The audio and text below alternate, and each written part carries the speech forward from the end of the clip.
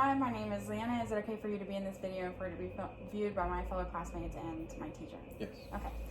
So I'm going to be explaining what the difference between phantom limb sensation and phantom limb pain is.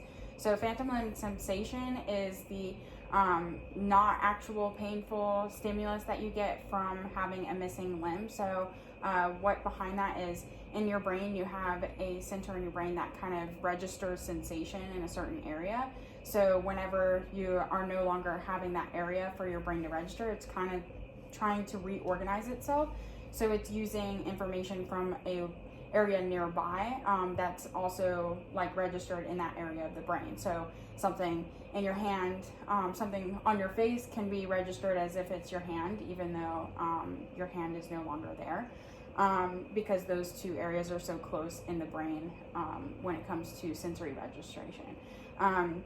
So the sensation, and that's for sensation and pain. For sensation, you're often going to feel tingling, numbness, itching, or even a pressure as if somebody is holding your hand. Whereas phantom limb pain is like a shooting pain that you could feel through that limb, as well as severe cramping and even burning that you can feel. But there are ways that physical therapy can help with this pain.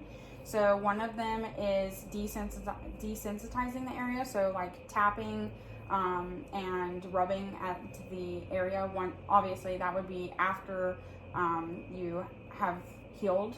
You don't want to mess with the incision or anything.